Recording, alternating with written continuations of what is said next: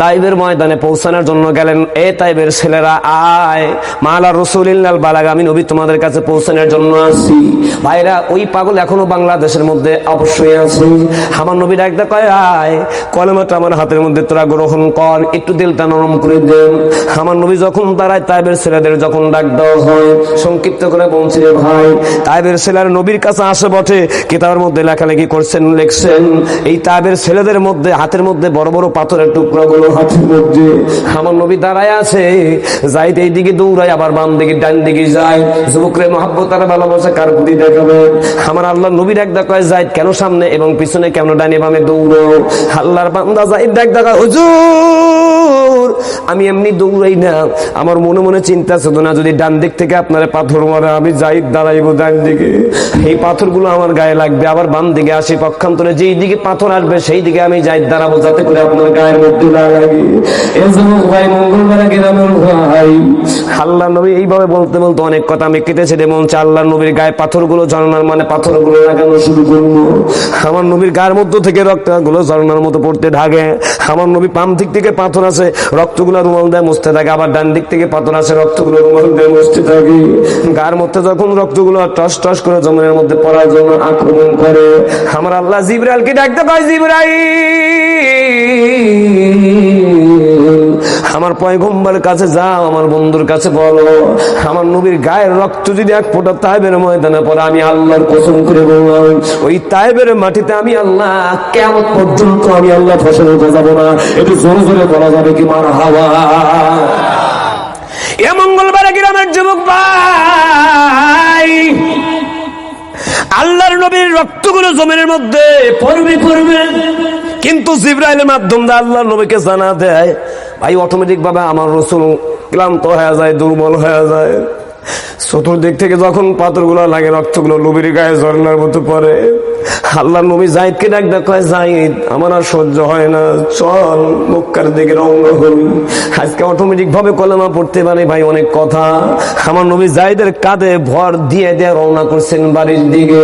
প্রতিমধ্যে ভাই যাবে, রওনা করবে, আল্লাহ নবী ডাক দেয়, যায়েদ রে, রক্তগুলো পড়ার কারণে আমার শরীরটা শুকিয়ে গেছে, অন্তরটা শুকিয়ে গেছে, আমি নবীর একটু পানির পিপাসা হয়েছে রে, যায়েদ একটু যা, তাইবের ঘরে ঘরে যা, একটু পানির ব্যবস্থা কর। এ মুসলমান ভাই, আমার আল্লাহর নবী চোখ দিয়ে পানিগুলো বের করে আর ডাক দেখে, যা যা একটু পানির ব্যবস্থা কর। যায়েদ বর্ণনা করে, আমার রাহমাতুল্লিল আলামিন পয়গম্বরকে রাইখা আমি তাইবের ঘরে ঘরে গিয়া পানির জন্য আকুল আবেদন জানাইলাম, কেউ আল্লাহর নবীর নামে পানি দিল না। আমার নবীর কাছে এসে ডাক দেখে, ইয়া রাসূলুল্লাহ, ইয়া হাবিবাল্লাহ, আপনার নামে কেউ পানি দেয় না। আমার নবী ডাক দেখে, চল, তাইবের ছেলেরা আমারে ভালোবাসে, চল যাই। মালা রাসূলিল্লাহ বালাগ, আমার আল্লাহ আদেশ করেছে পৌঁছানোর জন্য, আমি আসছি পৌঁছানোর জন্য। ইতিহাসটা বড় নাম্বারে ভাই, মাঝখানে বহুত কথা। আমার নবী যায়েদের কাঁধে ভর দিয়ে দিয়ে যখন বাড়ির দিকে রওনা হয়, প্রতিমধ্যে টাকা দেখতে একটা বকরির মালিক, অর্থাৎ বকরি পালন করছে মানে মাঠের মধ্যে। আল্লাহ নবী যায়েদকে ডাক দেয়, যায়েদ রে, বকরির মালিকের কাছে গিয়ে ডাক দেয়, বল একটা বকরি যদি আমি নবীকে দেই, আমি বকরির বাঁট থেকে দুধ পান করে আমার কলিজা নিবারণ করবো, ঠান্ডা করবো। সুবহানাল্লাহ বলে, আমরা কোন নবীর উম্মত রে ভাই? ভালোবাসা এক বিন্দু পরিমাণ পর্যন্ত যদি সেই নবীকে মহব্বত আর ভালোবাসা দেখাতে পারেন, কি হবে একটু পরে জানাচ্ছি। আমার নবী এবং যায়েদকে যখন মানে বলে ফেললেন, যায়েদ সেই বকরির মালিকের কাছে গেলেন। সংক্ষিপ্ত করে বলছি, বকরির মালিক ডাক দেয়, এ যায়েদ, এতগুলো বকরি দেখো রে, একটা বকরির বাচ্চা নাই, তোমার নবী কেমনে দুধ পান করবে? মোট কথা যাই হোক, আল্লাহর নবী ওই বকরি থেকে দুধ পান করলেন, কেটে দিলেন ওই কথাটা। আল্লাহর নবী যখন বাড়ির মধ্যে যায়, আমার নবী চারটে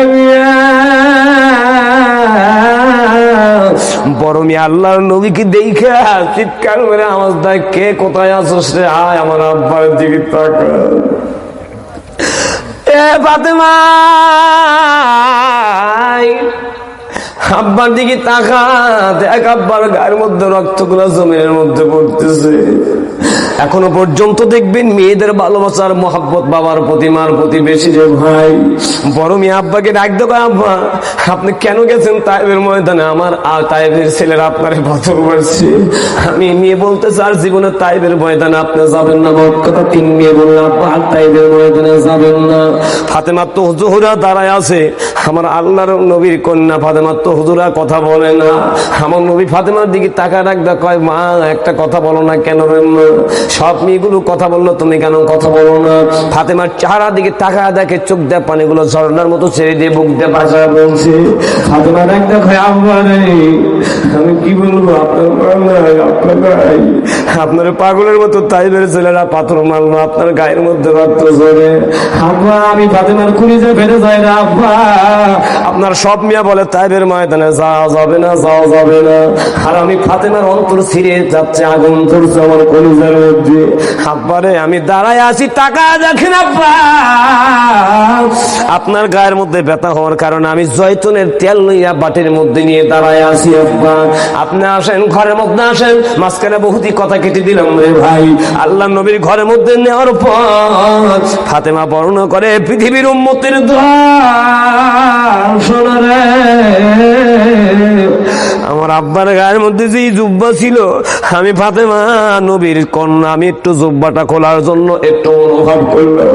আমি আব্বার জুব্বাটা টেনে উপর দিক তুলতে চাই, কিন্তু আমার আব্বার জুব্বাটা গায়ের মধ্যে থেকে ওঠে না।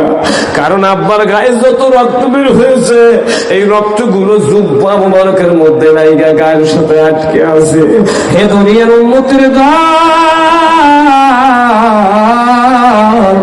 আমার আব্বা যখন এই জুব্বাটা টেনে খুললাম, অনেক কথা খুইলা দেখি আমার আব্বার গায়ের মধ্যে পাথরের কোনাগুলো ঢুকে ঢুকে আছে। আমি আব্বার গায়ের মধ্যে কি পাথরগুলো বের করে জয়তুনের তেল দিয়ে আমি সুন্দর করে আমার আব্বাকে আমি একটু যে তেলগুলো মালিশ করতেছিলাম। আমার নবী মাঝে মাঝে ডাকতে পারে, ফাতেমা রে একটু আসতে করি যাবে না যায় রে মা, করি যাবে না যায়। আমার নবীর কন্যা ফাতেমা ডাকতে হয়, আমার আব্বার মাথাটা আমার নিজের উপর রাইখা আমি আব্বার তেল মালিশ করতেছিল। আমার আব্বা কিছুক্ষণের মধ্যে একটু ঘুমায় গেল।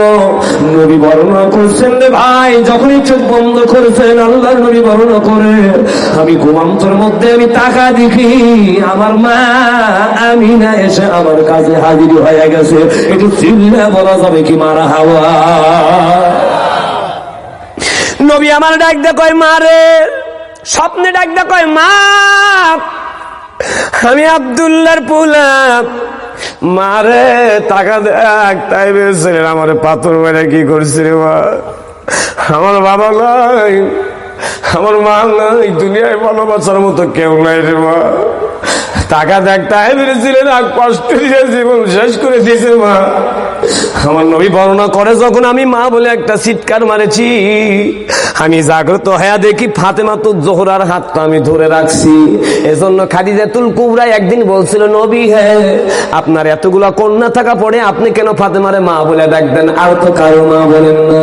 আল্লাহ নবী ডাক দেখো এমনি মা বলি নাই, যেদিন খবরের মধ্যে আমি মা বলে আমি না বলে চিৎকার মেরেছিলাম, মারা মা বলে ডাক দিয়েছিলাম, ওই দিন আমি জাগ্রত হয়ে দেখি ফাতেমার হাত ধরেই আমি মা ডাক দিয়েছি রে খাদিজা।